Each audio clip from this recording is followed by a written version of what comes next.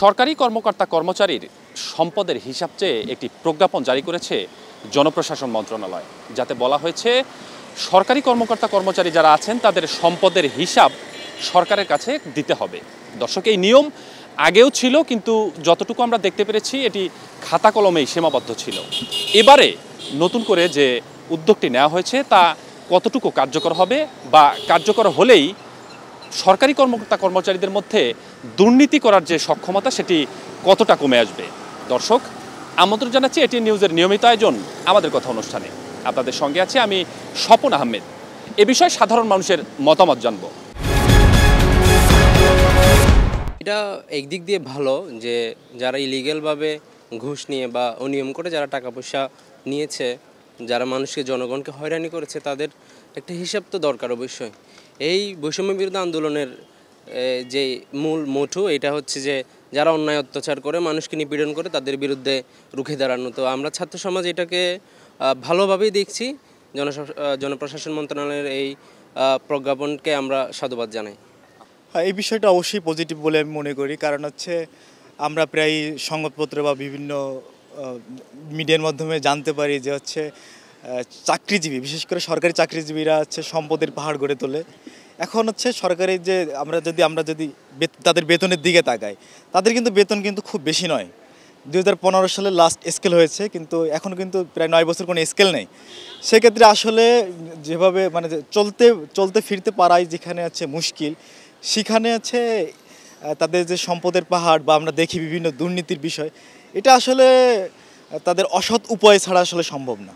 যেহেতু নতুন একটা সংস্কার শুরু হয়েছে এবং আমরা অনেক আশারও দেখতে পাচ্ছি, অনেক দিক থেকে হচ্ছে সংস্কার হচ্ছে, তো সেই জায়গা থেকে যদি এটা বাস্তবায়িত হয় তাহলে আমার মনে হয় যে দুর্নীতি অনেকাংশে কমবে। কারণ এই আমলা বা সরকারি কর্মচারীদের জন্যই হচ্ছে মেনলি সরকারের যে দোষারোপটা পড়ে, সেটার মেন কারণ হচ্ছে ওরা। তো সেই জায়গা থেকে এটা যদি বাস্তবায়িত হয় তাহলে খুবই ভালো হবে। একটা সরকারি চাকরির প্রতি আমার মনে হয় ওই ঝোঁক অনেকাংশে কমে যাবে এবং একই সাথে হচ্ছে আস্থা বাড়বে। আমরা কিছু হলেই হচ্ছে এটা সরকারি জায়গা, এটাতে আবার কী হবে, এখানে টাকা দিলেই হয়ে যাবে কাজ, এরকম মানসিকতা থেকে আমরা বের হয়ে আসতে পারবো। হিসাব দেওয়াটা কিন্তু ভালো, কিন্তু অনেকে তো সঠিক হিসাবটা দেয় না। যেমন আমরা মানে চতুর্থ শ্রেণী কর্মচারী, আমাদের যে ইনকামটা মাসে মাসে আমাদের স্যালারি থেকে কাটাই নিয়ে যায়।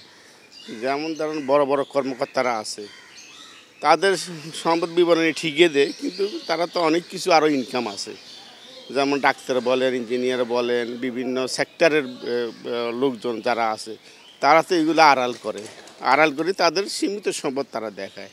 এই দেশের দুর্নীতি না কমলেও কিছুটা হয়তো কমতে পারে আমার ধারণা আর কি। যদি সরকার যে পদক্ষেপ নিচ্ছে এটা হয়তো একটু কমতে পারে। কেননা আমরা দেখেছি যে বিগত বছরগুলোতে যে সরকারি কর্মকর্তারা ছিল তারা যেভাবে দুর্নীতির সাথে জড়িয়ে পড়েছিল, সেক্ষেত্রে এটা খুবই দরকার ছিল। এখন সাধারণ মানুষ যেখানে অনেকে আছে যে দারিদ্র্য সীমার নিচে, কিন্তু সেখানে দেখা যাচ্ছে যারা সরকারি কর্মকর্তা তারা অনেক সম্পদ বানিয়ে ফেলেছে। তাদের ড্রাইভার, ইভেন তাদের বাসায় যারা কাজ করে, তাদের সম্পদের পরিমাণ অনেক বেশি। তো এক্ষেত্রে আমার মনে হয় যে এটা অনেক ক্ষেত্রে কমে আসবে, মানুষের জন্য এটা ভালো হবে। বাংলাদেশের প্রেক্ষাপটে যদি দুর্নীতির যে প্র্যাকটিসটা আমরা দেখতে পেয়েছি বছরের পর বছর ধরে, এটা মূলত একটা স্বৈরাচারী পন্থায় শুরু হয়েছিল এবং বর্তমানে দেশে যেহেতু স্বৈরাচার পতন হয়েছে এবং দেশের প্রত্যেকটি ক্ষেত্র থেকে এই স্বৈরাচারগুলোকে দমন করা হচ্ছে, তো আমি মনে করি তাদের মধ্যে যদি এই জবাবদিহিতাটা নিশ্চিত করা যায় তাহলে অবশ্যই এই যে স্বৈরাচারমূলক যে ব্যবহার বা সম্পদের যে অতিরিক্ত আহরণের প্রতি যে লোভ, সেটা অবশ্যই কমে আসবে। যে এটি আসলে অনেক আগে থেকেই কার্যকর ছিল, কিন্তু এটি আসলে সেটা শুধু খাতা কলমেই ছিল, এর কোনো বাস্তবে অ্যাপ্লিকেশনটা আমরা দেখিনি। এবং যে কারণে আমরা দেখতে পেয়েছি যে সরকারি কর্মচারীদের মধ্যে মূলত দুর্নীতিটা অনেক বেশি বেড়ে গিয়েছিল এবং বলতে গেলে সরকারের প্রত্যেকটি অর্গানে অস্থি মজ্জা একটি দেশের পছন্দ ধরে গিয়েছিল। সুতরাং এই ইন্টারিম গভর্নমেন্ট থেকে আমাদের একটাই এক্সপেকটেশন যে আমাদের দেশটা আমরা নতুনভাবে গড়ে তুলব এবং সেই উদ্যোগটাতে মাথায় রেখেই আমরা এই নতুনভাবে এটাকে কার্যকর করার কথাটা মাথায় এনেছি এবং মনে করি যে যদি সত্যিকার অর্থে এটা কার্যকর করা হয় তাহলে অবশ্যই সবার মধ্যে একটা জবাবদিহিতার ভয়টা কাজ করবে এবং কিছুটা হলেও দুর্নীতি অনেকাংশে কমে যাবে। হয়তো এতে সময় লাগতে পারে, কিন্তু আমরা আশা রাখতে পারি যে দুর্নীতি অনেকাংশে কমতে কমতে একটা সময় একদম জিরোতে চলে আসবে। সরকারি চাকরিজীবীদের সম্পদের হিসাব বিবরণী দাখিল করতে বলা হয়েছে, জনপ্রশাসন মন্ত্রণালয় থেকে জারি করা এক বিজ্ঞপ্তির মাধ্যমে এই নির্দেশনা দেওয়া হয়। তবে কবে এবং কতদিনের মধ্যে এই সম্পদের হিসাব দাখিল করতে হবে সে বিষয়ে কোনো স্পষ্ট নির্দেশনা দেওয়া হয়নি। এ বিষয়ে আমি জানব সাধারণ মানুষের কথা। দর্শক, আমি মাজহারুল ইসলাম মাসুম আপনাদেরকে নিয়ে যাচ্ছি সাধারণ মানুষের কাছে।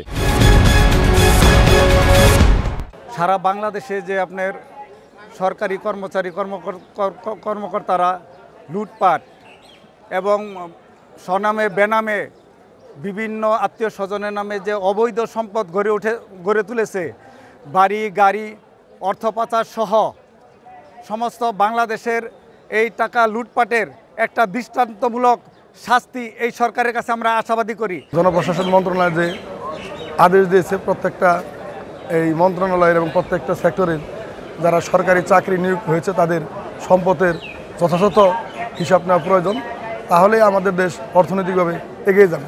সরকারি কর্মচারী কর্মজীবী এই 14-15 বছরে ফ্যাসিস্ট সরকারের তাবেদারি করে যেইভাবে সম্পদ নিজের নামে, নিজের পরিবারের নামে, প্লাস অন্যান্য নির্ভরযোগ্য তাদের লোকজনের নামে যে সম্পদ, বিপুল পরিমাণ সম্পদ নিয়ে রাখছে, এই হিসাবটা বাংলাদেশের অর্থনীতিতে বিরাট ক্ষতিকারক একটা প্রভাব ফেলেছে। যার কারণে বাংলাদেশের মানুষ এখন বৈষম্যর যেই জায়গাটা নিরোধ হওয়া উচিত, এই জায়গাগুলো তাদের সম্পদের হিসাব আসলে একটা বৈষম্য নিরসন হবে।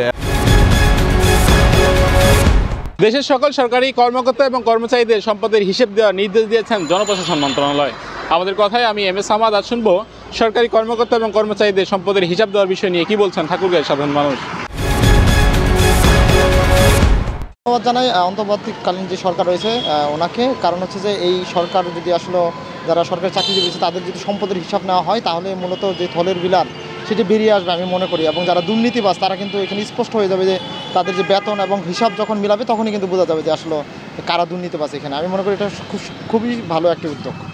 গতকাল সরকার যে উদ্যোগটা নিয়েছে যে প্রত্যেকটি সরকারি কর্মকর্তা কর্মচারীদের এই সম্পদের হিসাব দিতে হবে, এটা অত্যন্ত পজিটিভ একটা দিক এবং অত্যন্ত ভালো উদ্যোগ। কারণ এতে সরকারি কর্মকর্তা কর্মচারীদের সম্পদের হিসাবটা যদি ওনারা দেন তাহলে তাদের সম্পদের হিসাব পাওয়া যাবে, তাদের অতীত সম্পদের হিসাব পাওয়া যাবে এবং ভবিষ্যতে তারা কী সম্পদ অর্জন করতেছে সেটা পাওয়া যাবে। আসলে এই সম্পদের হিসাব যদি নেওয়া হয় তাহলে আমি মনে করি যে দুর্নীতি বন্ধ হবে এবং তাদের যারা দুর্নীতি করেছে সেই থলের বিলাস বের হয়ে যাবে। মুহূর্তে এটা হচ্ছে একটা যুগান্তকারী পদক্ষেপ, যেটা অনেক আগে করা দরকার ছিল। এই পদক্ষেপটা চলমান থাকবে। সেই সাথে একজন কর্মকর্তা কর্মচারী যখন এসিআর দেওয়া হয়, এসিআরের সময় তার যেমন নির্ভর করে যে তার কতটুকু প্রমোশন হবে, এসিআরে উল্লেখ থাকবে যে তার সম্পদের বৃদ্ধির কারণটা কী, যদি বৃদ্ধি হয়ে থাকে। আর বৃদ্ধি যদি না হয়ে থাকে যে কী কারণে সে বৃদ্ধি হতে করেনি বা তার সম্পদ কেন বৃদ্ধি হয়নি সে কারণটা ব্যাখ্যা করবে। যিনি এসিআর দিবেন, আমি মনে করি এভাবে করে এসিআর ঊর্ধ্বতন কর্তৃপক্ষ দিতেই থাকে।